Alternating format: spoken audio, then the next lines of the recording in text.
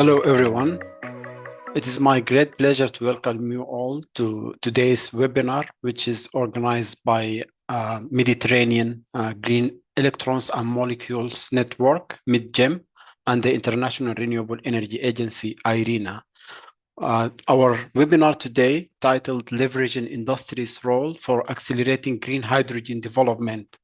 The webinar will run for 2 hours, and we will cover a couple of sessions, starting with opening session. And then we have session 1 about current situation of renewable energy and green hydrogen in Southern Mediterranean and MENA countries. And session 2 will be roundtable discussion. So without further ado, let me start the opening session by handing over the floor to Director of Country Engagement and Partnerships at IRENA, Gurbuz Gonul. Gurbuz, the floor is yours. Thank you very much, Tarek. Ladies and gentlemen, it's really a great pleasure to welcome you all to this webinar on leveraging industry's role for accelerating green hydrogen development, co-organized with our partner, MED-GEM. We believe that regional cooperation is central to accelerated energy transition, and we highly value our collaboration with MED-GEM to support the Southern Mediterranean region. Ladies and gentlemen, I would like to touch upon a few crucial points before we dive deeper into the topic, because green hydrogen as a renewable energy carrier is an essential component of energy transition, especially with its key role for the decarbonization of hard-to-abate sectors, where low-cost renewable electrification option cannot be fully utilized. Many countries today across the globe consider options for the development of green hydrogen sector, not only for industry and transport sector decarbonization, but also to create additional local value and employment by fostering local manufacturing of associated technologies and infrastructure, and accessing to larger markets with potential hydrogen demand. Despite the potential for high growth and cross-sectoral benefits, several multifaceted challenges exist with the green hydrogen industrial development, such as cost impediments, weak regulatory frameworks, bureaucratic hurdles, and the lack of offtake agreements on the demand side. Additional challenges arise from uncertainties in international transport and concerns around the scale and dynamics of clean hydrogen trade. Hence, to successfully scale up green hydrogen production, especially in developing countries, rigorous action is needed in infrastructure development, regulatory frameworks, financial incentives, as well as skills development. Concerted policy actions are imperative to harness opportunities and effectively navigate through many of those challenges. At present, only around 10% of proposed hydrogen investments are directed towards infrastructure, highlighting an estimated investment gap of around $200 million required by 2030. For a meaningful and large-scale transition, it's essential to leverage private sector investments, finance, and expertise. Nevertheless, one should understand that green hydrogen is not a magic solution, but it is complementary to large spectrum of other renewable-based solutions and may play an essential role to achieve net zero. It is extremely important to understand what it means for each region and country to develop green hydrogen sector, looking into global and regional considerations with respect to its local utilization, largely for decarbonization of hard-to-abate sectors, export potential, and global supply chains. When we turn to MENA region, the region has the potential to become a global powerhouse and can leverage green hydrogen as a catalyst for industrial growth. Historically, regions with abundant and low-cost energy sources have attracted industrial investments, and as many MENA countries try to reduce their reliance on fossil fuels, green hydrogen is a powerful driver for this transition. And striking a right balance where export ambitions coexist with the local needs will ultimately define the region's success. Countries like Oman, Mauritania, Morocco, together with some of the GCC countries, which have easy access to low-cost solar and wind, have already made a good headway in this direction. Let me finalize my remarks with a recent global initiative that is, in my view, most relevant to our discussion, the Alliance for Industry Decarbonization, which was launched a little more than a year ago with a view to facilitating dialogue at industrial level and increase cooperation to help industries develop solid decarbonization strategies and implementation plans aligned with their host countries' net zero and decarbonization commitments. The Alliance brings together more than 70 like-minded industrial stakeholders as an initiative led by the industry. Its ambitions and work plans set by the industry and actually implemented by the industry too. And one of the 6 pillars of focus is green hydrogen, towards facilitating an ecosystem for promoting offtake and development agreements to enable large-scale green hydrogen deployment. During COP28, the Alliance members committed to raise decarbonization ambitions through tangible achievements by 2030 in terms of deployment, investments, emission reductions, which actually also include a commitment and ambition on the hydrogen side, which is basically suggesting almost doubling of installed capacity for green hydrogen by 2030. In an upcoming Alliance publication, which focuses on cross-industry dialogue for sustainability around green hydrogen development, the industry calls for a globally harmonized approach towards a methodology and definition for identifying green hydrogen, and also regulatory and subsidy regimes governing the entire value chain of green hydrogen as a necessary basis for facilitating international trade and growth in the green hydrogen economy. With this, let me wish you a very fruitful discussions and hand it over to my colleague, Tarek. Tarek, over to you. Thank you very much, Gurbuz. So now I will hand over to our next speaker, the director of MED-GEM project, Frank Wouters. Yes, thank you, Tarek. It's a great pleasure to be here today and together with IRENA discuss, how to get to the next level of green hydrogen developments. And as Gurbuz already mentioned, it's not, let's say, a smooth journey, and these things never are. I think it's also fair to say that currently, there are growing voices that express some doubts about hydrogen. But I think it's also important then to take a step back and ask ourselves or remind ourselves of the question, why are we doing this? And it's fair to say that around 80% of our current energy system is dominated by molecules. It's actually more, because some of the molecules are also used to make electricity. And then to decarbonize that, because there is an urgent need for less emissions and harmful climate chaos, we need to do something around the molecules. And yes, we can stretch electricity to the max because we know how to do that cleanly and cost effectively, but there is a limit beyond which electricity can directly electrify things that we need. So then the question is, how are we going to decarbonize molecules and make them not being associated with emissions?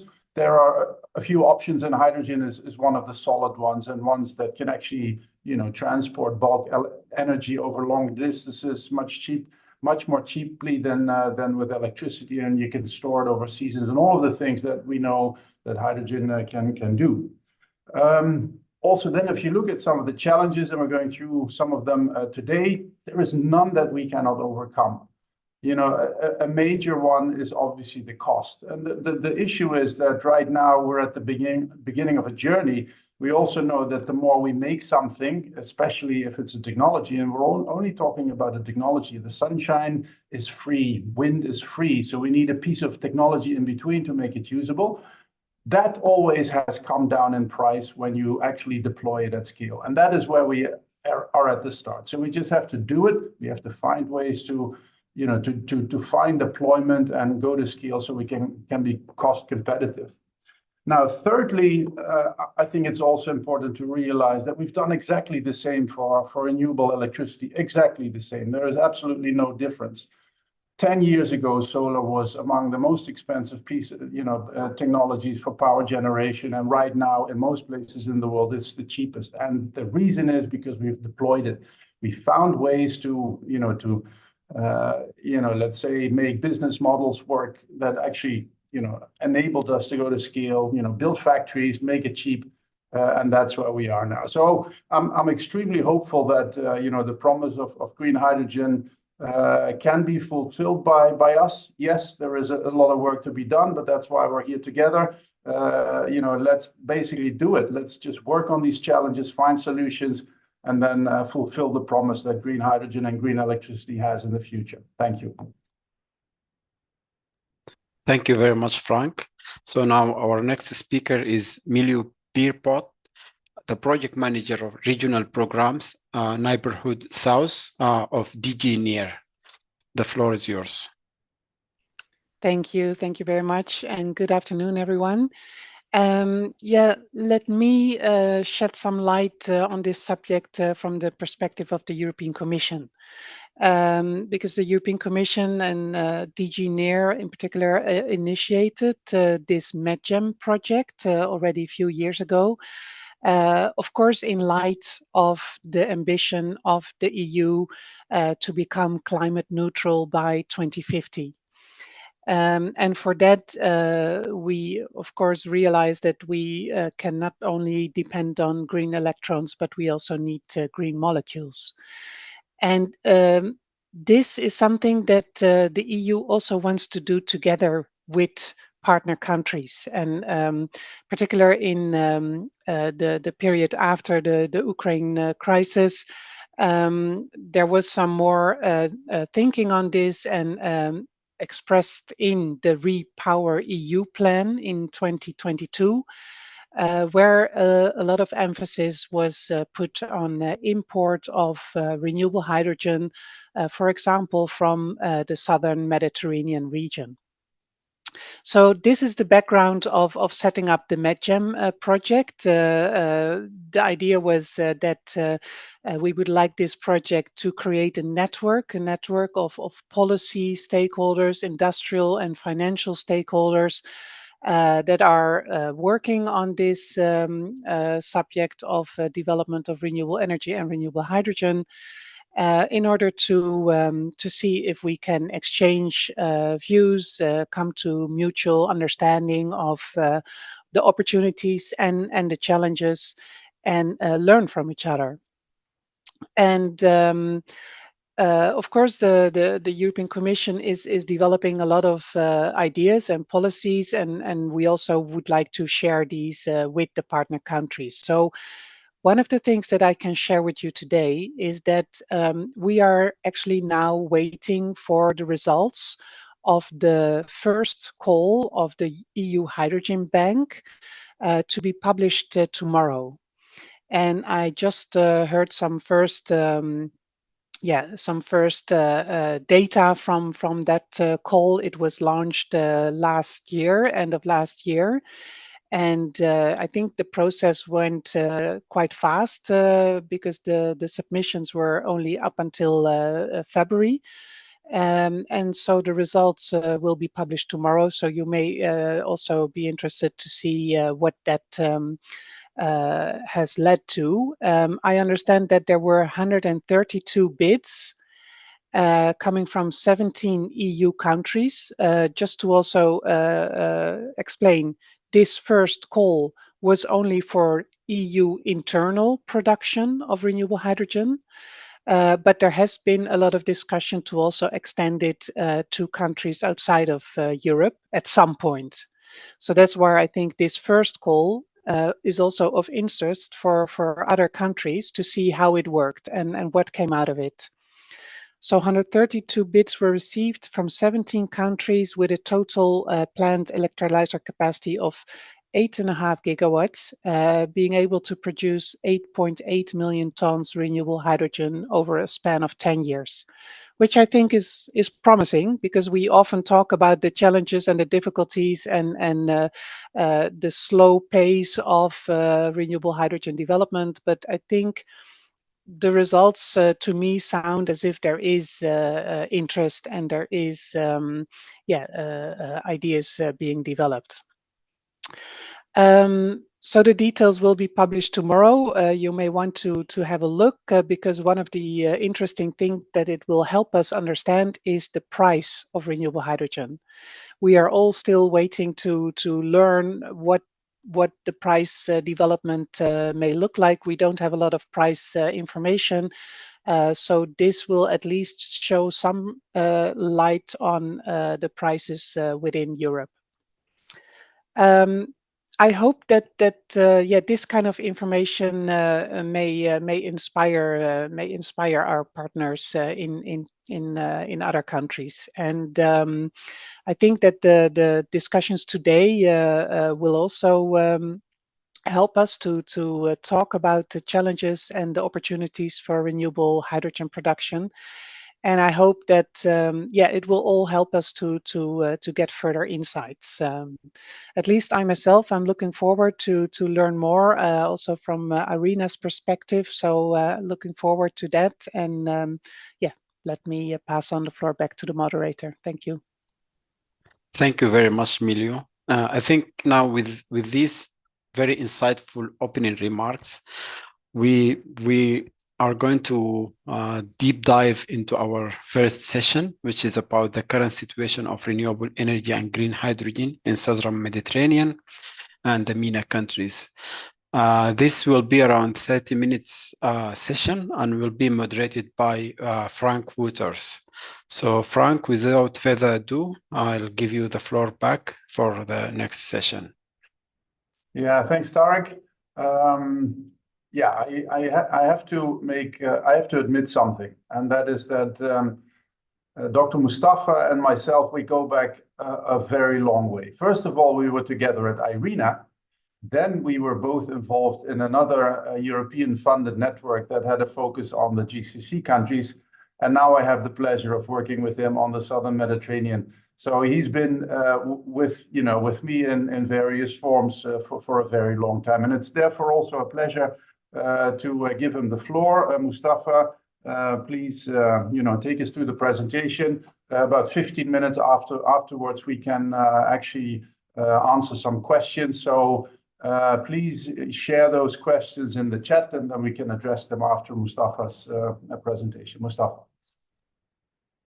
Thank you very much, Frank. Thank you, Tarek, for the introduction. And it's a pleasure for me to be with you today to present the current situation of green hydrogen or renewable hydrogen in South Mediterranean countries. And we'll focus also on the perspective of our industry advisory board.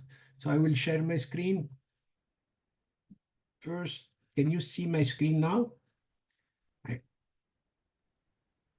Yes, but if you can make it in the... Yes. Now we can see it big. Okay. Thank you very much. So definitely, as Gurbuz, Milou, and Frank also mentioned, for the South Mediterranean countries, as a very exciting region, because it's embrace the European countries, also the South Mediterranean countries, North Africa, and also the east of the Mediterranean basin. And this region is expected to have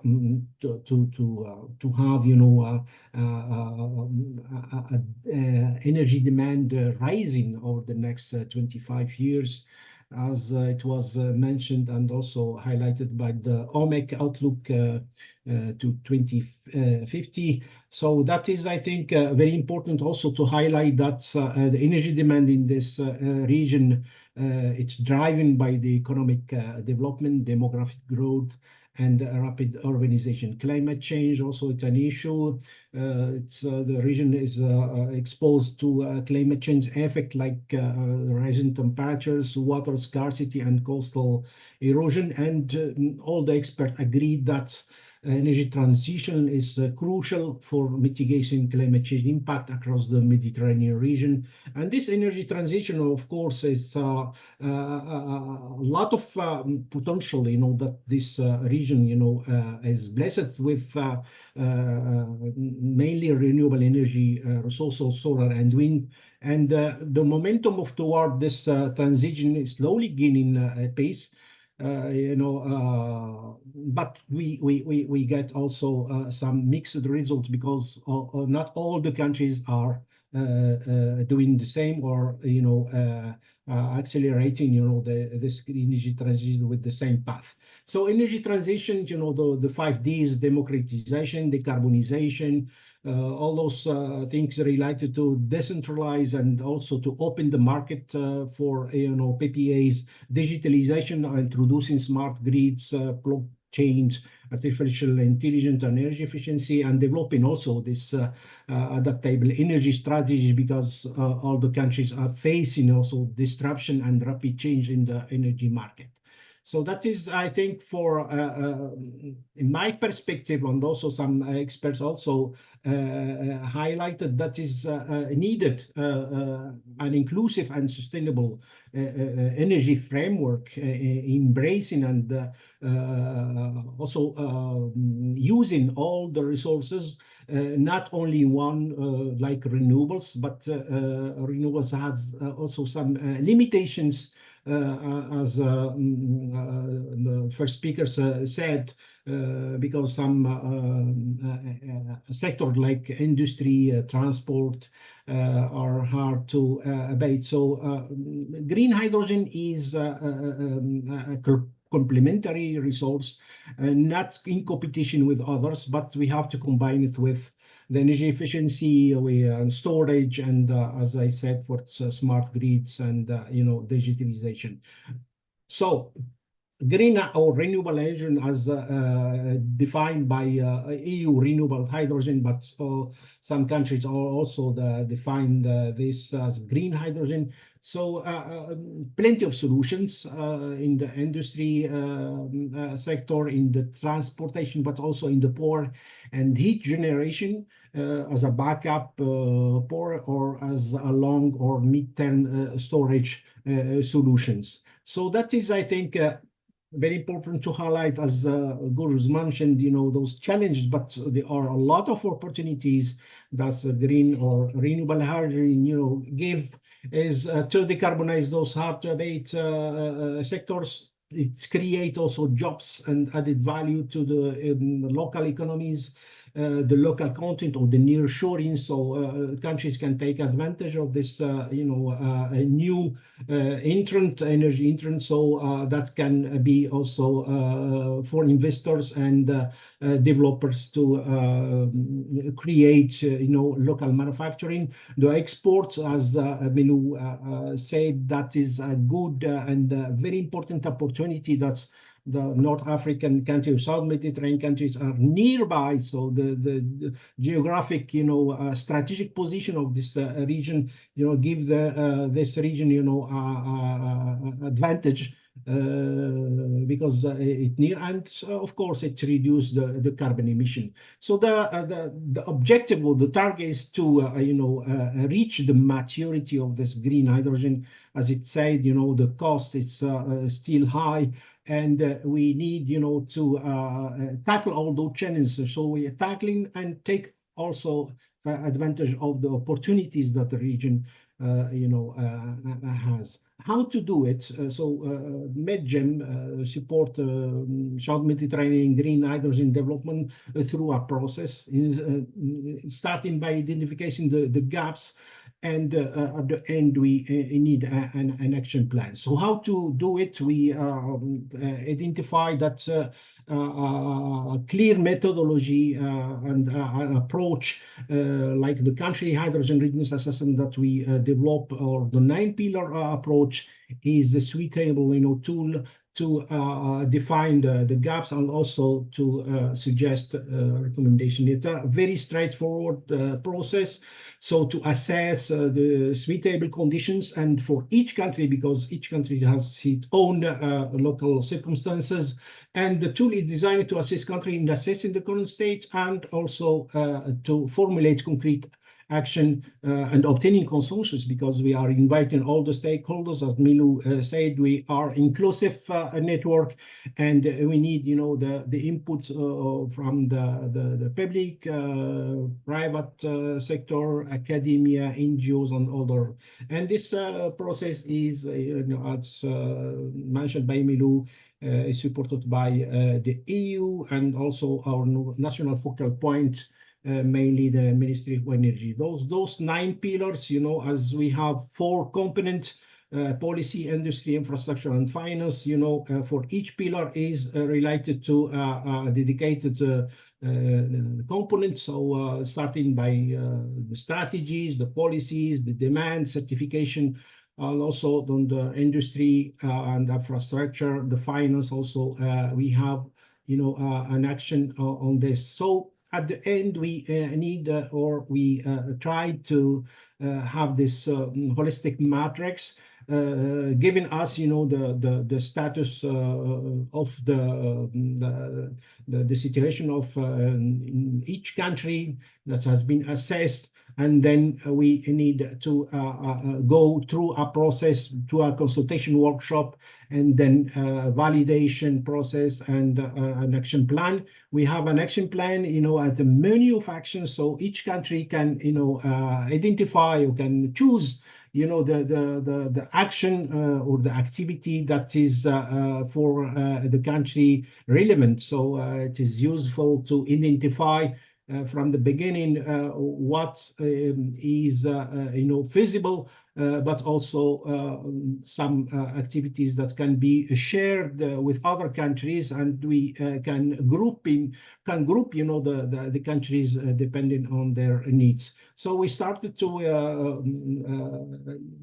organize, to manage those consultation workshop. The first one, it was Lebanon in September, Amman in Jordan last year, of course, and Morocco in December. So at this stage, we identify, you know, all those 9 pillars, and we try to put all those countries together to see if they have, you know, the strategy and the roadmaps for the pillar number 2, for example, policy priorities. We notice it, and we are witnessing that Egypt and Morocco, they are, you know, going fast with those reforms and those, you know, incentives. So the support for financial resources, also the Morocco and Egypt, they have issued those laws or, you know, directives. The demand, for the moment, there is no clarity on the local demand. So that is, I think, one of the gaps that we are trying to overcome. The supply, we have, you know, some projects, and we show you the project in the pipeline. So the fresh water is a concern, but there are a lot of desalination plants that are being realized, and of course the high renewable energy potential. So that is, I think, for harnessing appropriate technology, the pilot projects installed in Morocco and Egypt. So the import-export, that is, I think, very important for the countries, but also Egypt has, you know, highlighted that it is necessary to have some precondition for project implementation. The gas pipeline, I think this is one of the assets, is in the existing gas pipeline. I will show it later on. So maybe Lebanon and Palestine need more, you know, emphasis and more support because they are at a very early stage of development. So the green or renewable hydrogen announced project, you know, as we can see in the MENA region, more than 80 projects have been, you know, announced, and 90% of them are green hydrogen. So in apart Libya, and also Palestine and Lebanon. We didn't, notice any project, but they will start soon to look at some pilot projects. So the green hydrogen for Europe, I think how to export, it's very important to have this regional master plan for the pipelines for infrastructure, and think they are already, one interconnection between Morocco and Spain. There are also one between Algeria and Spain. Also, this TransMed pipeline going to Sicily and Italy, and there are some other projects that are under screening or scrutiny by the EU and other. But the essential is to have, this kind of infrastructure in all the part of the basin, in the east and in the central region, and also in the west. I think the retrofitting also those existing pipelines interconnection, it's one of the solutions, instead of building a new pipeline. So what came out from those country consultation workshops on the policy regulations, it has been, announced and published by others, but specifically for this region, we need a flexible regulatory framework. We need to harmonize those policy and regulation between the EU and South Mediterranean country, the infrastructure. We have to launch a dialogue with project developers and potential consumers, of takers, of course, performing regional mapping that is has been, highlighted in many workshops, and developing a green hydrogen local common infrastructure to reduce, the cost, and also to have an efficient and resilient, common infrastructure finance. We have to take advantage of the existing, financial resources. As Milou said, the EU is launching now this green hydrogen, renewable hydrogen bank. There is also some other resources coming from the EIB, EBRD, the African Development Bank, the World Bank. But there is still some risk. So we are in a process to launch a study on the financial risk analysis and providing, of course, the incentives. Cross-cutting topic, awareness raising, and capacity building. So as we have those 4 components, for the IAB, I think it's very important, as Gurbuz also mentioned, with the IRENA islands on the energy decarbonization. At EIB, I think we have, highlighted that is very important to have, the industry players with us, and they have to play, a major role, not only in participating, but also to facilitate collaboration, provide strategic guidance for our action plan, promoting innovation, advocacy, and outreach that can be, also support the policies and the incentives and the regulatory framework to stimulate the investment in green hydrogen, and also the knowledge exchange. So identified priority area for actions that has been, decided in the December, or suggested in December last year, that we have to look at infrastructure, local value creation, and job skills and capacity building. We have also the certification, but it's more linked to policy than the industry, but it is, a topic that is in between. So, and we have also the support from partners like IRENA, UNIDO, and EAI, all this. Conclusion recommendation, very quickly, there is a need to align the policies and regulation between the EU, and we have to start, discussion those, and maybe some bilateral discussion can be also launched as soon as possible. As mentioned, the public-private collaboration, it's needed. It's imperative to seize the opportunity and tackle the challenges with both forces, not only pushing one side because the public institutions or the government has to set up those policies, but also the industry have to formulate some recommendation and see also if those policies and regulations are feasible and doable. Cross-border cooperation, that is, I think, for the infrastructure is very important.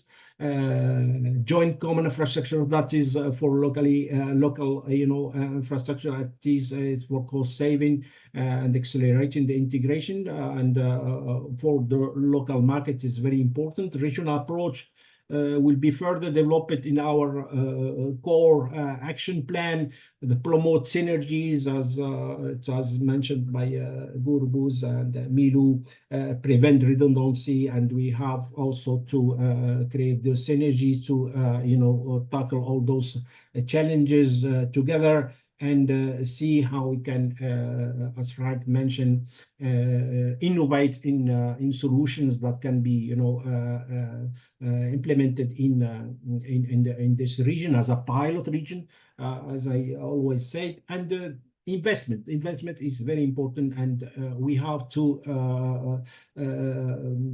gradually and move this energy transition with investment. So that is, I think, very important to highlight. And thank you very much. No, thank you, Mustafa. This is, of course, a great overview over the network and its activities. I mean, we're trying to basically build a community between the countries of the European Union and the neighborhood, especially, of course, in this project, the Southern Mediterranean neighborhood. Again, this is also for you to ask questions, so feel free to share any questions that you may have for Mustafa in the chat box. But maybe let me start by asking you a question. Mustafa, you mentioned in your recommendation slide that there is a lot of initiatives by the likes of IRENA, but also the development banks have activities in many countries, but also United Nations, etc. So how do we coordinate as a network? How do we avoid overlap and asking the same questions, doing the same thing? Can you maybe reflect on that? Thank you, Frank, for this very interesting questions. Yes, it's always difficult, to coordinate, because for my perspective is it depend on the organizations, and as we have mentioned from the beginning, from the launching of this network, we have to create our network and avoid overlaps and see how we can cooperate and build synergies with others. And that is, I think, from our side, we started to look to those like partners. IRENA, as we know, it's a very active, organization, and very efficient, and they have a very large, stakeholders, members, and that is very important, including the industry. And we have also the UNIDO, that's it's a UN organization that is also very active in the field, and they have also extensive experience in industry side. So that is, I think, those two, from our side, two, organizations are key to cooperate with. Otherwise, we lose opportunities, and we have to avoid those overlaps. We have also some networks like DAI, the MED-REG, MED-TESO, and RECRI, and we, as we started to engage in some bilateral discussions. We organize with them, webinars, as we are doing now today. So that is, I think, the way that we have to do things. Otherwise, you have to start step by step. That is, I think, a first step with IRENA, but I'm confident that we'll identify other, cooperation opportunities. That is for sure. Yeah, thanks. And I mean, of course, today is a great example of how such cooperation, can be done. Can you, I think Gurbuz also mentioned earlier, for trade to happen, we need to have an understanding of, what standards apply, etc. That is also something that many of, our stakeholders have mentioned, certification. How do we know that if we make a green molecule in our country that we can actually sell it to Europe, what rules apply, etc. Can you explain a little bit what the network is doing in that space? Yes, yes, Frank. It's a very important question because it's certification, as you know, it has been mentioned as a priority, and many questions regarding the certification standards have been raised by all the countries, and they have to understand first what is needed to export the green or the renewable hydrogen to Europe. And that was, I think, in all the consultation workshops that has been raised, that's to align those regulations between the both sides. We have to start with certification, and we did, a screening as for the opportunity to have a pilot projects to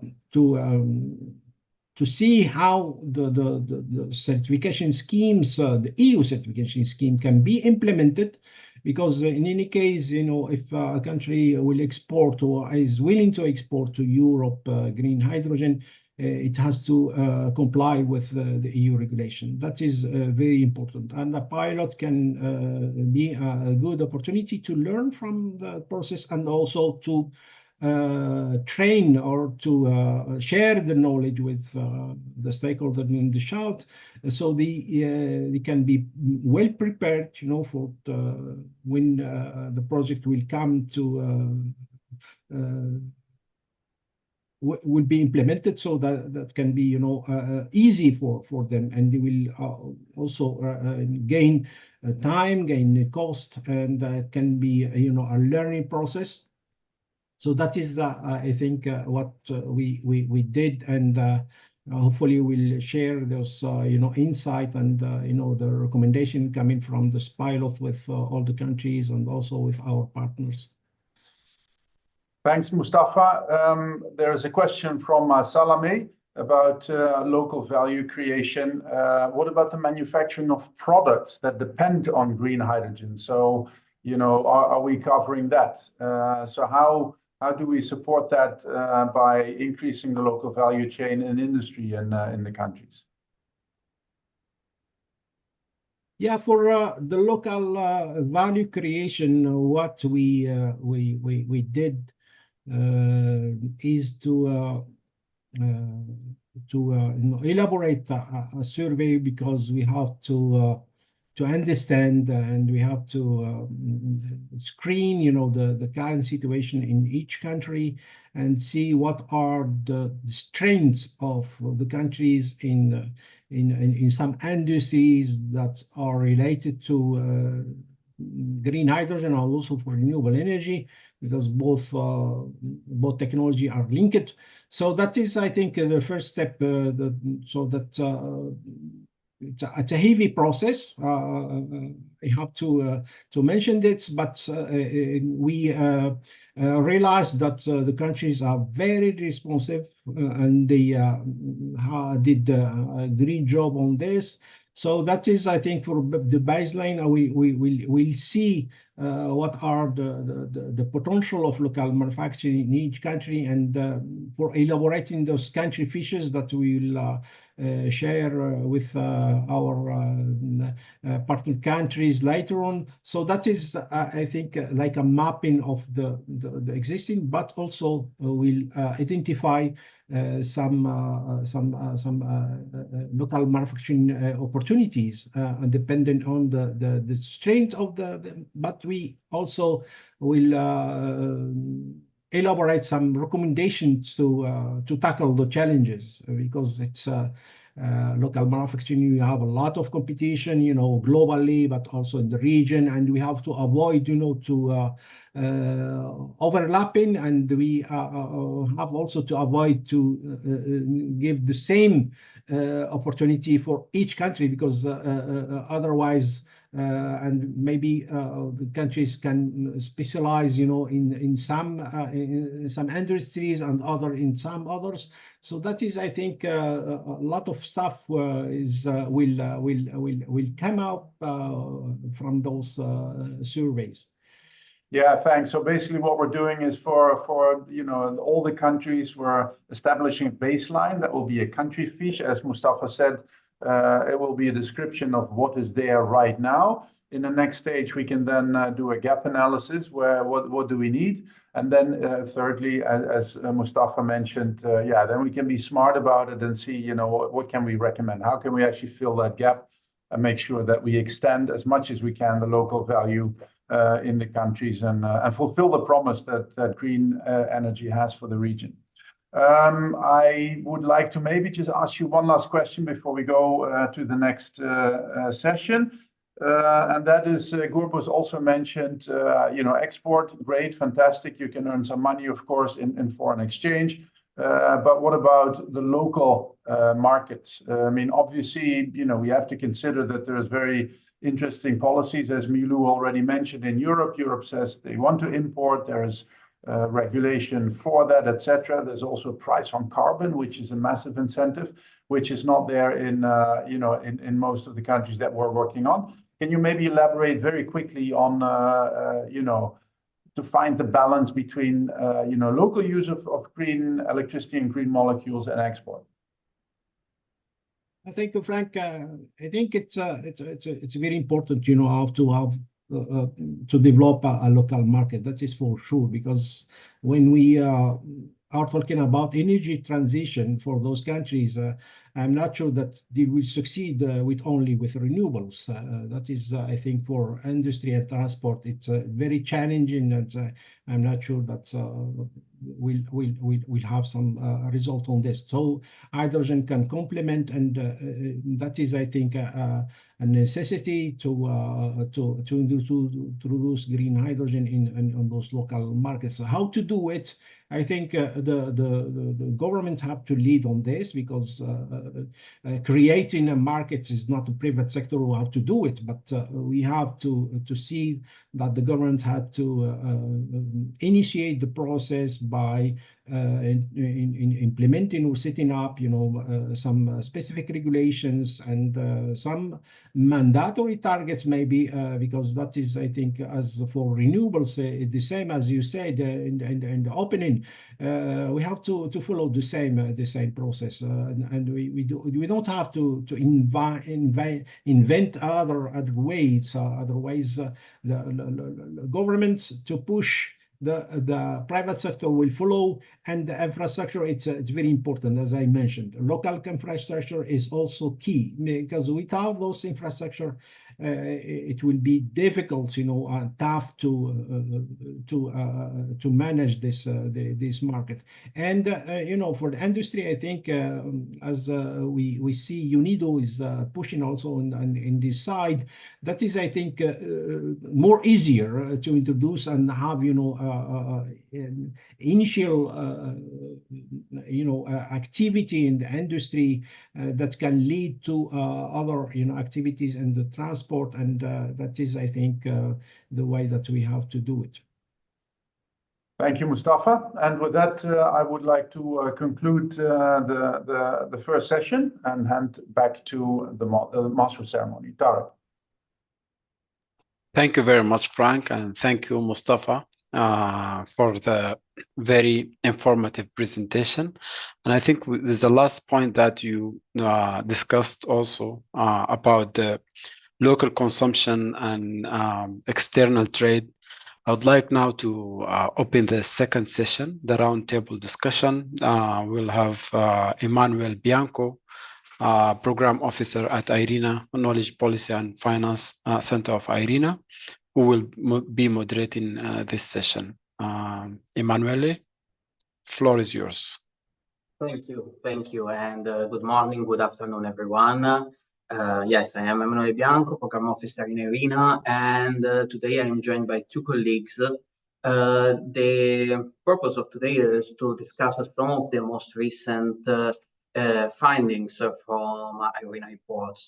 In IRENA, we did study hydrogen since 2019. We started doing policy analysis and trade analysis. And as the green hydrogen sector started to mature, the questions we raised changed, and hopefully keeping abreast with current trends and current questions from policymakers and stakeholders alike. So without further ado, I would like to give the floor to my colleague Anne-Catherine Lipponer, Associate Program Officer in the IRENA Innovation Technology Center in Bonn, with her presentation on shaping sustainable green hydrogen and derivative value chains. Catherine? Thank you very much. And also, hello from my side from Bonn. As Emanuela has already mentioned, I'm speaking about international hydrogen value chains and how they can be made, hopefully, mostly sustainable. And let me see if you can now see everything full screen. Yes, we can. Perfect, thank you. All right.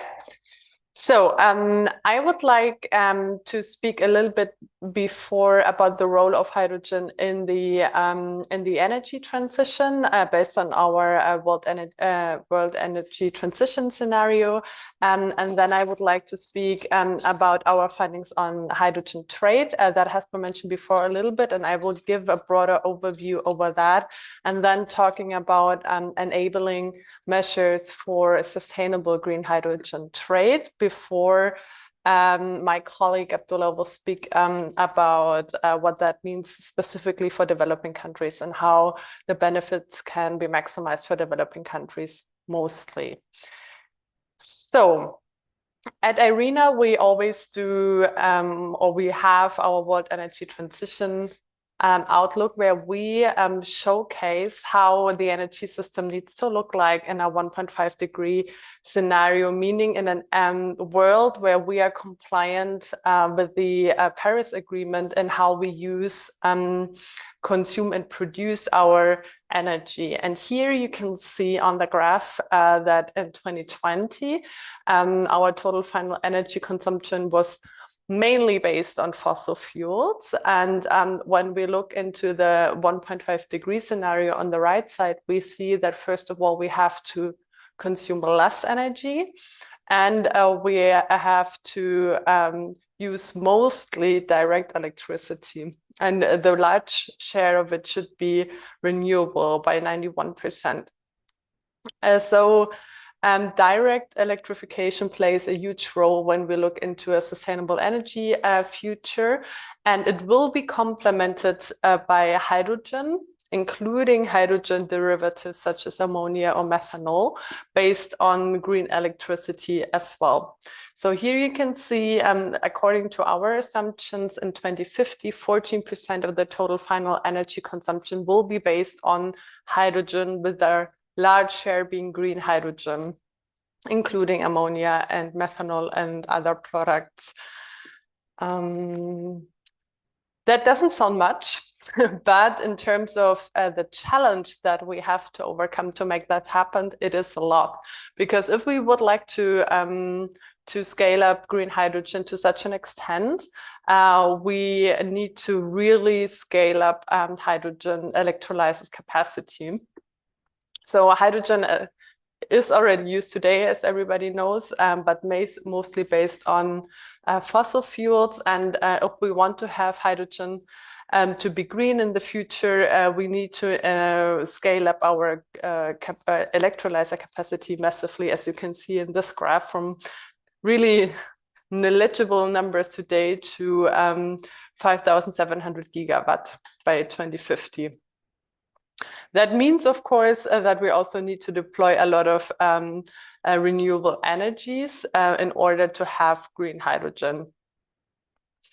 In our trade analysis, we were looking into the green hydrogen potential. Where do we have the highest potential? Where do we have the lowest technical potential? And also at a low cost. And as you can see here, the potential supply of green hydrogen is much higher than the future demand, most likely. So in terms of potential, we can be quite optimistic. And as you can see, North Africa and Sub-Saharan Africa really play a big role here.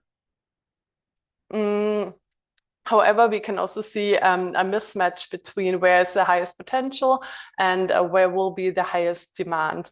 And this is where trade comes into play. And this is why also hydrogen trade has gained a lot of attention in recent years. And here you can see some of our base assumptions when it comes to trade. As I have mentioned, it will not only be green hydrogen, but we will most likely also produce hydrogen-derived products such as ammonia and methanol, and it will also be traded as such products. Hydrogen can be traded also in LOHC as a carrier over long distances, but the large part of hydrogen trade and transport internationally will be happening over pipelines, because as you can see here, according to our assumptions, the larger part, around 1/4, will be local, 3/4 will be locally produced and consumed, and just a smaller part will be traded internationally via pipelines, but also via ships. And when we talk about trading green hydrogen via ships, it predominantly will be traded as ammonia according to our calculations. And in order to make that a case, of course, the production of green hydrogen and derivatives in the producing country must be sufficiently cheaper compared to the importing region to compensate also for the transport costs. When we speak about hydrogen trade, we do not only necessarily speak about the products itself. We also speak about speak about a wide range of goods that need to be traded in order for having international hydrogen value chains, and that includes also everything that comes from renewable energy production, as you can see here in this overview, but it also encompasses equipment, electrolyzers, compressors, pipes, transport vessels, storage tanks, you name it. And we do not only will trade the hardware and the products, but also services will be really relevant, from design and engineering to consulting and training and business services. Here, this overview comes from our cooperation with the World Trade Organization, where we published last year a report also on international trade and green hydrogen. And what is interesting, especially when we think about and speak about trade flows, is that when we look into current trade flows of hydrogen and ammonia and methanol, we can see that already today more ammonia and methanol is being traded than hydrogen. And this is in line with what we expect to happen in the future as well. And you can also see that between 2020 and 2022, we saw a sharp increase in the trade of hydrogen and also of ammonia. So what do we need in order to make this trade flows sustainable and transparent, most likely also? So first of all, we need something that is called quality infrastructure.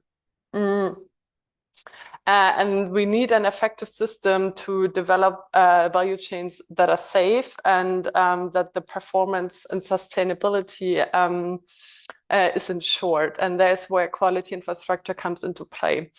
Quality infrastructure is a set of things, and it comprises metrology, but also standards and accreditation and conformity assessment, also including certification and testings, for instance. So we need quality infrastructure to ensure that value chains are as safe and sustainable the entire time in the setup, but also later in the running. So in order to ensure we can also detect some difficulties, testing and inspections is really important. And that also really applies when we talk about international value chains. And having a robust and internationally harmonized quality infrastructure system creates the technical basis for the development of the green hydrogen sector. So it's really a crucial part. Another thing that is really important and that is directly related to quality infrastructure is certification, and that has been mentioned before as well. And especially when we, for instance, talk about the European Union that has developed a really comprehensive regulatory framework, and we speak about potential exporting countries that need to comply with it.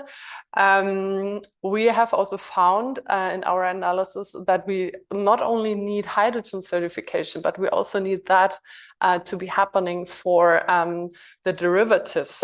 This is why we're expanding previous work on certification for hydrogen to ammonia, methanol, and iron and steel to really map what existing approaches are there and also identify potential gaps and opportunities for improvement in order to ensure that really not only the hydrogen, but everything that is related to it and based on green hydrogen production is green. And here you can see one of our findings already. So as you can see here, we have a lot of regulations coming up for green hydrogen or already being in place, or at least under development. And that is not necessarily the case for ammonia, methanol, and iron and steel. So there is a lot to be done still. And in order to make international cooperation, international trade really happening, we also have a set of key recommendations, and that includes that, of course, when we talk about trade, we also need to reduce tariffs and non-tariff barriers for green hydrogen and the products related to that. As I mentioned, we need a sound quality infrastructure. We need targeted and non-discriminatory environmental subsidies. And one tool how policymakers also can contribute to the uptake of green hydrogen trade is sustainable government procurement. And of course, we also need international cooperation and cross-border dialogue, and also address the topic of capacity building program. And I bring you one example of international cooperation to accelerate the green hydrogen deployment.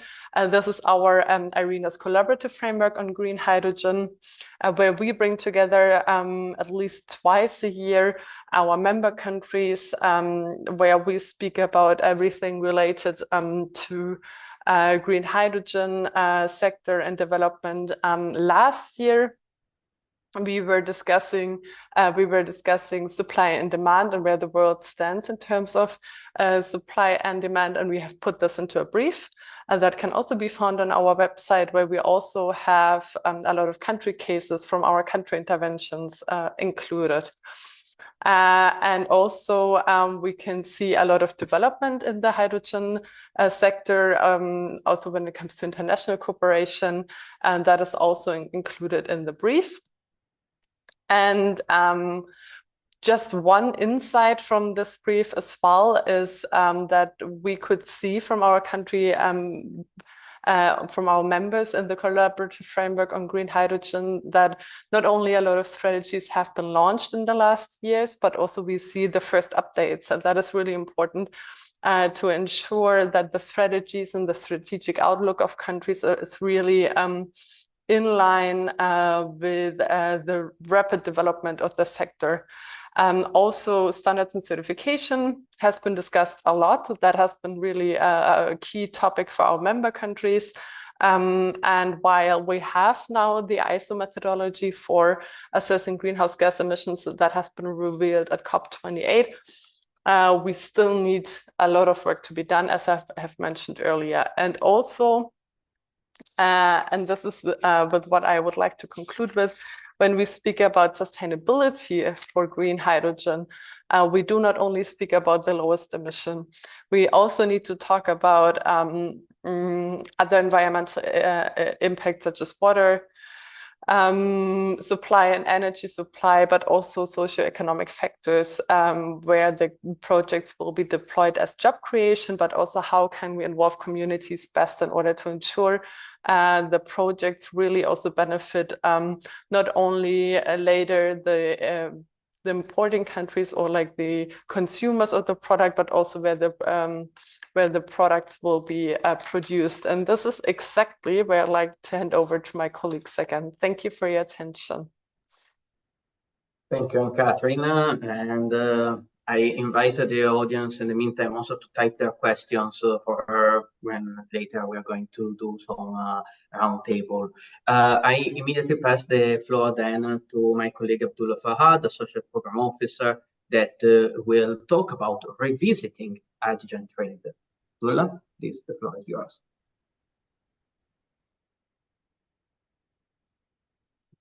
Thank you. Thank you for the opportunity. And good afternoon. I'm Abdullah Fahad. I work at the Knowledge Policy and Finance Center of IRENA. I work on issues related to hydrogen and also end-use sectors like transport. And you can hear me and you can see my slides, right? This is correct. Yes, no worry. Okay. So so it's not always about rainbows and butterflies, right? So as Frank mentioned, that we sometimes have to look back and ask ourselves about the decisions or what it means for a country or globally. So now I'll focus on the trade from a developing economic perspective, but mainly on export. So, but let's first start with some benefits. So what is the benefits for developing economies for exporting green hydrogen? It is also, first we have to acknowledge that it is a global effort of us all to carbonize the hard-to-abate industries. And also the developing economies, it's also a chance to balance the trade balance so that it has a better advantage in the economic perspective. And also green hydrogen exports can facilitate domestic energy transition, as in, let's say, the integration of a lot of renewable energy projects can also drop down the price for renewable electricity in the developing economies. So following those benefits, what we can see that there has been a lot of hydrogen partnership between potential exporting and importing countries. So seeing the benefit, let's say, we saw a country like Germany, Japan, and Republic of Korea has a high demand for green hydrogen. And looking into those hydrogen partnership over the last few years, we saw Germany has signed their mutual understanding with sub-Saharan African countries, Latin American countries, and also MENA region, and where Japan and the Korea were mostly focusing in Oceania. So, but it's not only about benefits, there are also barriers for green hydrogen export from developing economies. So the high cost is obviously the biggest one. And also this year, we have recently seen some publication came out of light that says what we perceived a few years back for the price of green hydrogen that's not that optimistic. Let's say recently Bloomberg released their survey report on electrolyzers. So what they saw 2 years ago, they are seeing a more than 50% increase in the electrolyzers. So they found on the survey that per kilowatt of electrolyzers in China, it's about $600, and in Europe and US, it is around 2,500 US dollars. So there's also risk related to political stability, regulatory frameworks, and bureaucratic procedures in the potential developing economies. And the transport infrastructure, let's say the modality, the technology, and also regulatory uncertainty is still, I think, hindering the prospect of how those green hydrogen will be transported in future. So based on those benefits and barriers, countries has been developing national hydrogen strategies for to look at it more holistically.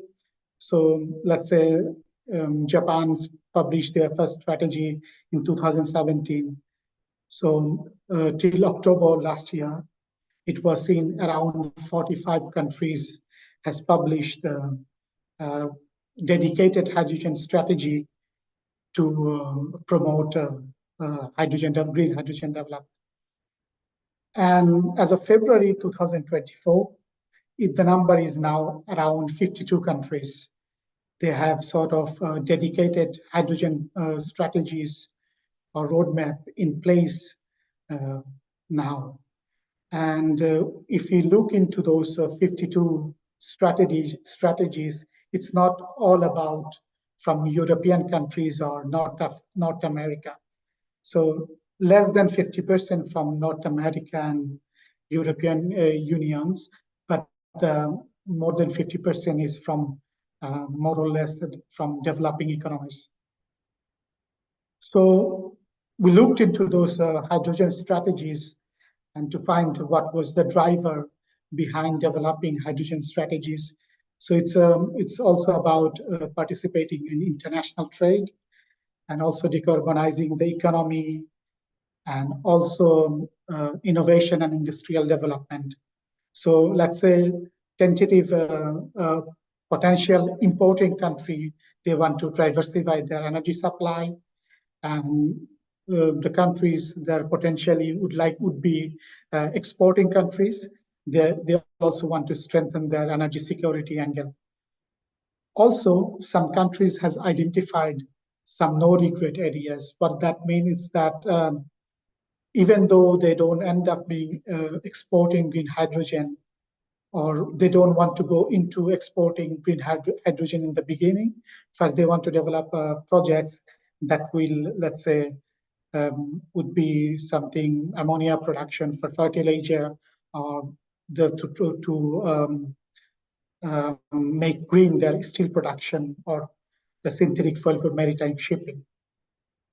So looking onto all those national strategies, there has been several aspects of green hydrogen development that has been seen. And also there can be some recommendation on the aspects on the basis of two things. One can be you can do structural way.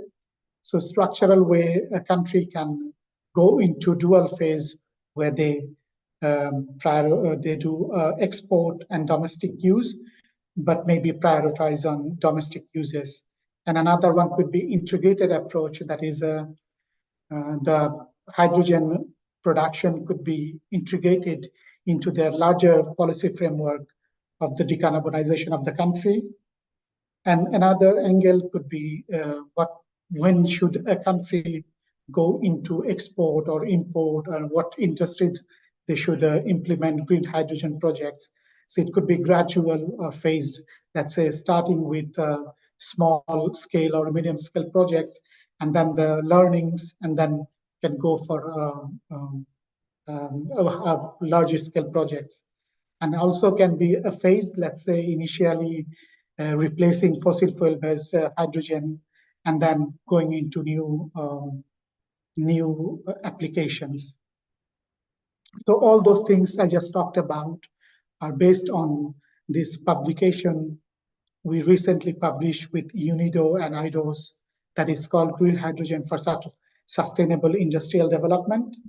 So these publications analyzing all those, they urge for a shift in strategy towards establishing a domestic market. And also it explore the opportunities along the green hydrogen value chain. I'll also put the link for this publication in the chat box if you would like to have a look or go through the publication. Thank you. I give the floor back to Emanuele. Thank you, Abdullah. Thank you for your presentation. Thank you, Katrina, and thanks for the audience that is already putting some questions in the box. Before I would actually start with one of the questions because it will help us setting the discussion, I believe. So it's actually for you and Katrina, and is about the trade projection in by 2050 that you presented from the trade report. And the question is it a high ambition one? It's quite optimistic, perhaps. Could you please elaborate a bit on this, if you? Yeah, thank you very much. So first of all, I think it's important to mention that those are projections, right? So they are based on techno-economical assumptions, and there is a certain degree of uncertainty when it comes to those assumptions. And I think this is very important to keep in mind when we talk about projection numbers, because they can differ in reality. What we intend to do with this is to give an indication about how it can look like in the future, and also to see how that can be compliant with the 1.5 degree scenario. And maybe, okay, talking about ambition. So what do those numbers say? They say the large majority will not be traded, right? The large majority will be produced and consumed locally. So ambition in what regard? When it comes to trade, then it says, oh, we maybe need to lower our expectations when it comes to the trade flows, right? Because what I experienced before was oftentimes that we thought, okay, hydrogen will be traded and it will be traded in large volumes, but the larger part will be produced and consumed locally. And then what do those numbers also offer is inviting us to have a closer look. When we speak about green hydrogen trade, we do not necessarily speak about hydrogen trade. And I think this is also very important to consider, especially when we think about infrastructure requirements coming with the trade. So, as I have mentioned, with ammonia and methanol as also potential products, but also other carrier options as LOHC, it will have different infrastructure requirements. And we need to have a close look on what products are needed where. Do we need ammonia, for instance, as a chemical feedstock somewhere? Then it might make more sense to produce ammonia and transport it as ammonia and not reconvert it, but use it as a feedstock directly. Then we have a much higher efficient value chain if we do it another way around. But that might not apply for every use case. So we really have to look into, okay, what is needed where and what makes sense, and where can we produce the needed product cost efficient, and where do we also have the infrastructure, or where can we implement the infrastructure as well as possible to the lowest costs. And I think this is what those numbers offer, like a closer look, and really keep that in mind when we talk about trade. Thank you. And actually, this is a good leeway to the next question to Abdullah, because Abdullah's and the teams in UNIDO and IRENA and IDOS, they started assessing the fact that countries are, in particular in the developing, in the global south, are reconsidering their hydrogen system to attract local industries, while keeping open the door for export. So Abdullah, I would like to ask you what are currently the considerations between local uses of hydrogen versus export-oriented activities. What can you share with us about this? Thank you, Emanuele, for the question. So I wish I could share some real information, what countries has been doing right now, but unfortunately I don't. But let's say I'd like to say something that countries should focus on that. Let's say I'm also going back what was the philosophy behind my presentation, that looking back the country priorities. And then, so let's say normally the potential countries that going to be an export, has the export potential for green hydrogen, they're also, hungry for investments. So let's say now this, because of this really strong interest for green hydrogen, and it can be tempting for those countries to attract those investment in their countries. But also they have to consider what it means for them in the long run, and also kind of considering their holistic country goals, so that they don't fall into a trap, so that they regret later. So, and also recently I gone through a publication by Global Power Fuel Alliance, and there was that says that so far they look into hydrogen projects and within Europe and outside of Europe, and also projects exporting hydrogen to Europe from non-European countries. And they found out that they concluded there is no off-the-shelf solution for hydrogen. So it has to be country by country case, and they have to look into their own priorities, so that they don't end up being stuck in a commitment that will be regretful later. Thank you, Emmanuel. Thank you. And I mean, this is interesting if you think about it, because a few years ago, all these considerations seem to be absent, and some of the considerations about attracting in hydrogen users is relatively new. And I was wondering, and Catherine, if you could comment on the impact that global North countries policies from the global North countries had in the hydrogen trade, in particular the carbon border adjustment mechanism. Because as we know, as a measure that the carbon border adjustment mechanism wants to avoid the import of grey products from the same countries, sometimes that could actually produce green hydrogen. So how this may impact or is impacting the market, as we can, what we can see now.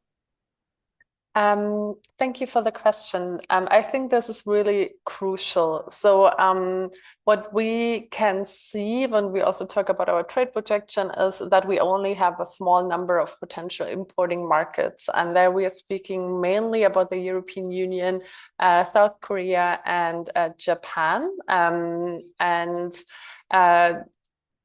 All of them have or are considering to introduce a certain set of either incentive schemes or regulatory requirements.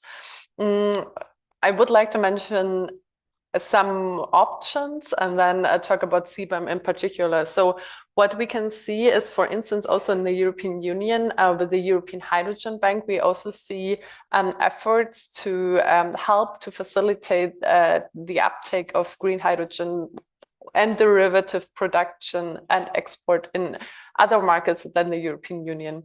So in order to make that even possible, this is an auction design, and those products that will be benefiting from incentive schemes, they need to comply later with the regulatory framework of the European Union. And there we have a certain emission threshold that need to be complied with, and that plays a huge role when we talk also about the hydrogen and derivative production in other countries that aim to export to the European Union.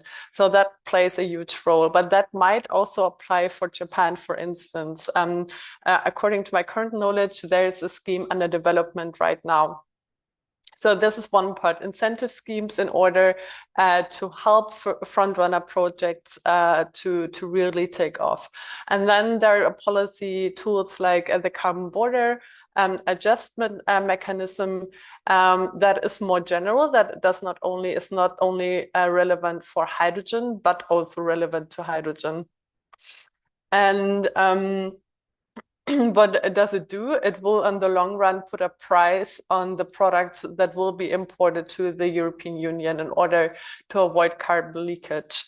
And that can change how products will be traded. And this applies to hydrogen, but it will also apply to steel, for instance.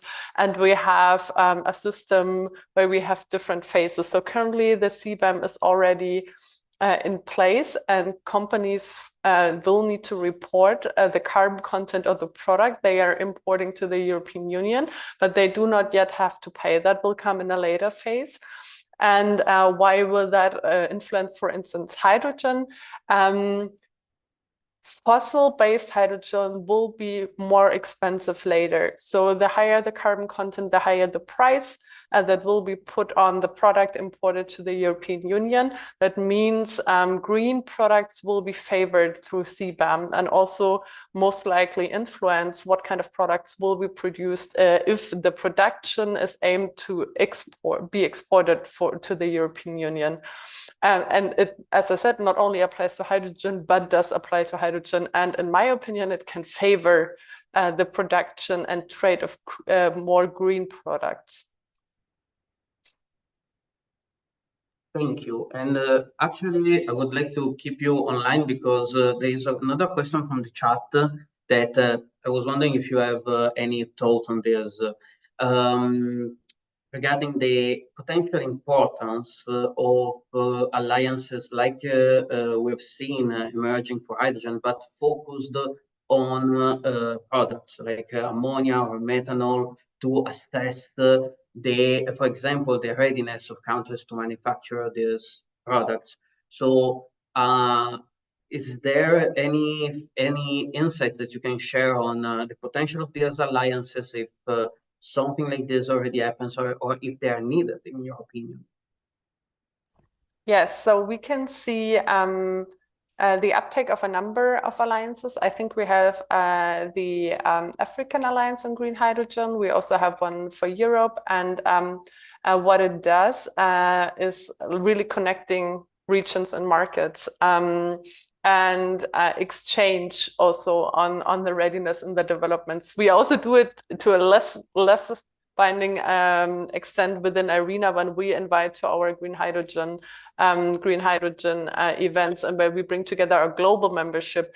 But we also can see those alliances speak about hydrogen and ammonia and methanol and exchange really on the challenges that are faced in the specific regions they're covering. Okay, thank you.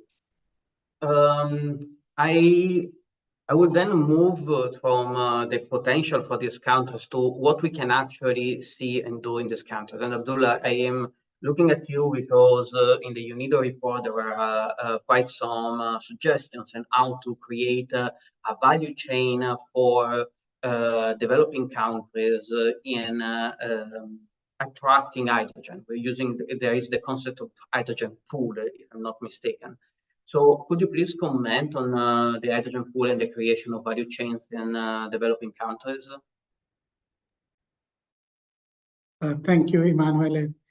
So I would like to answer that question. Before that, I also see one question in chat that Ali said that Tunisia does have a strategic study on green hydrogen since October 2023.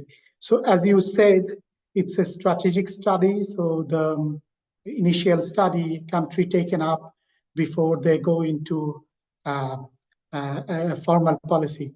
So yes, we know Tunisia is in the process of developing their their hydrogen strategy, but among these 52 countries, we didn't calculate Tunisia.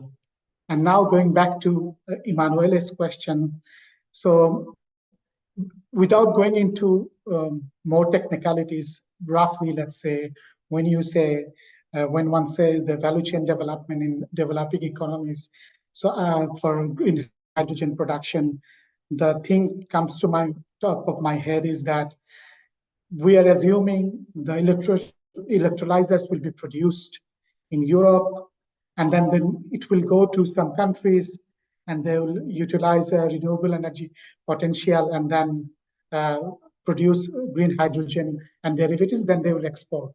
So let's say the value chain, ideally, the value chain development for those developing economies will be the technology transfer, so that they have capacity to develop their own electrolyzers, so that it will be beneficial for the country as a economy-wide. So yes, although like nowadays it's in the cost advantage for electrolyzer production, China has it, but also we have to focus on those developing economies, the countries we are putting aside for potential exporter of green hydrogen, so they have access to those advanced technologies so that they can bring more value chain to their countries. Thank you. Back to you, Nana. And to conclude, unless the audience have the attendees have any other questions for the IRENA colleagues, we'll have a last question to Anne-Catherine regarding the financing mechanism, the investment opportunities, and the subsidy options that exist, in your opinion, to use hydrogen in developing countries to support these projects that we are talking about. So if you have any comments, any suggestions on this regard. Yes, thank you very much. So first of all, in one of our collaborative framework meetings, we also had a colleague from the World Bank joining, and the World Bank did a study on financing costs for green hydrogen products production in developing countries, and found out that access to finance and the financing costs for developing countries are particularly high. And the reason for that is that the perceived uncertainty risk is exceptionally high. So financing or access to finance and access to low cost finance is a huge challenge in developing countries. And then we also have the policy mechanisms like the European Hydrogen Bank, and those are accessible also for developing countries. And we will need to see how the distribution will be like. I think the first auction for the European Hydrogen Bank has been placed, but we need to see in the future how it actually plays out and who's benefiting from all those incentive schemes.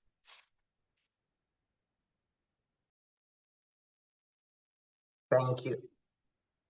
Sorry, my video is not starting, but thank you, Anne-Catherine. Thank you, Abdullah. I think that, oh, I see there is a last question, perhaps. Okay, no, it's a comment on the Tunisian strategy.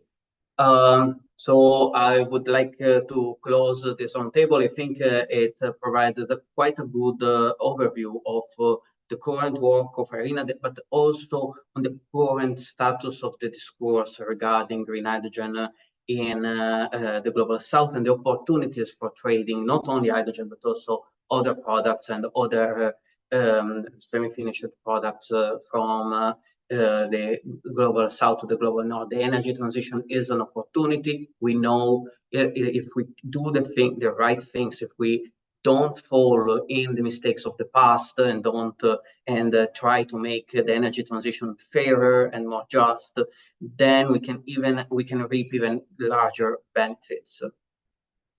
This is part of the missions of IRENA, of course, and we're going to continue this assessment to assess how green hydrogen can become an opportunity for the economies everywhere. Frank, I will leave you the floor for some closing remarks from your side. Yes, thanks, Emanuela. And, I would like to express my heartfelt thanks to all the contributors of today, but of course also to the audience that have given us also, food for thought and questions. I've learned a lot, and it's always good to interact and compare notes. And, there is such a rich volume of knowledge and work that supports, our actions. And, we've taken due note of Tunisia's comments that there is an active hydrogen strategy, and as a network, we're actually going to engage with Tunisia very soon. So I'll be very, really looking forward to that engagement and learn more about the details of the policy. I've heard a number of things today. Obviously, it was a very rich discussion, but I think it's also important to keep reminding ourselves that this is a joint up approach between not just all the organizations that are active in this field.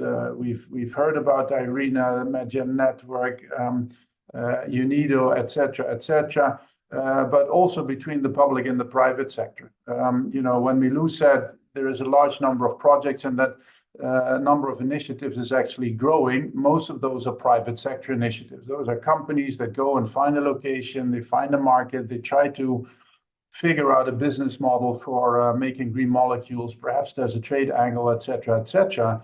But the fact that the number of final investment decisions is lagging also means that there is still something missing.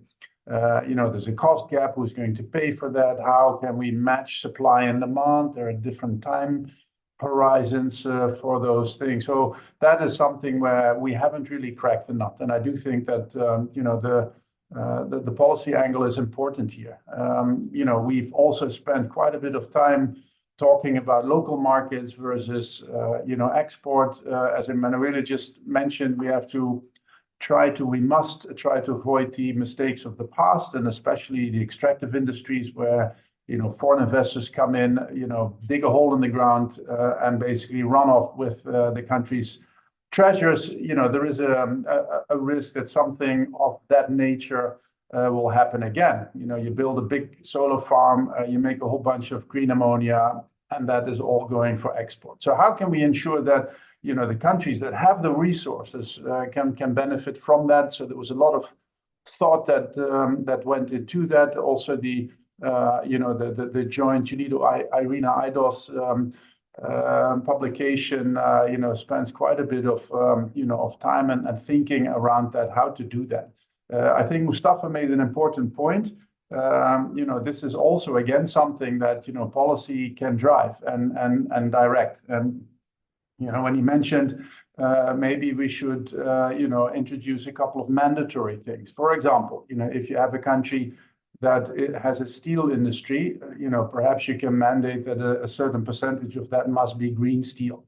That can be anywhere. That can be in Europe, which is what some of the European approaches are going in that direction. There's quotas by 2030. You have to make whatever 50% of your ammonia, half of that must be green.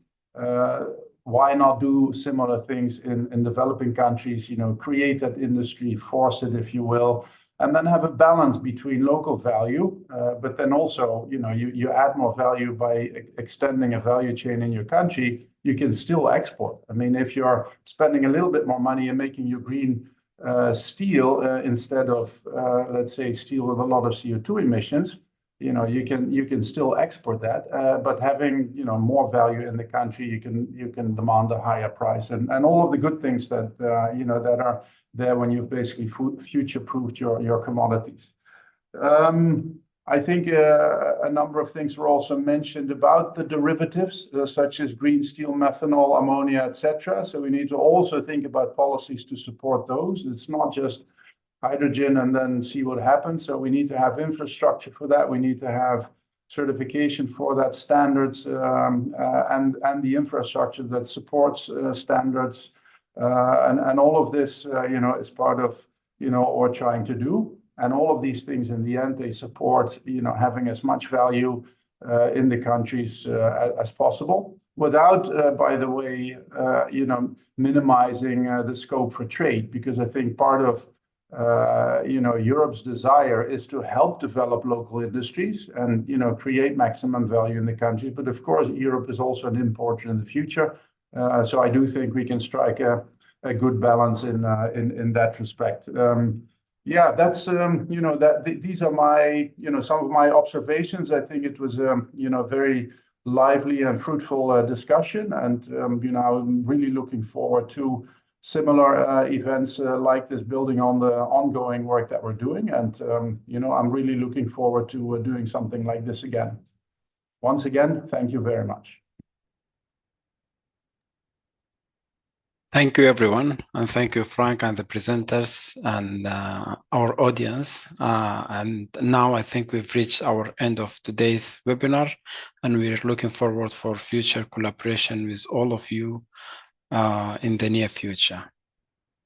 Thank you.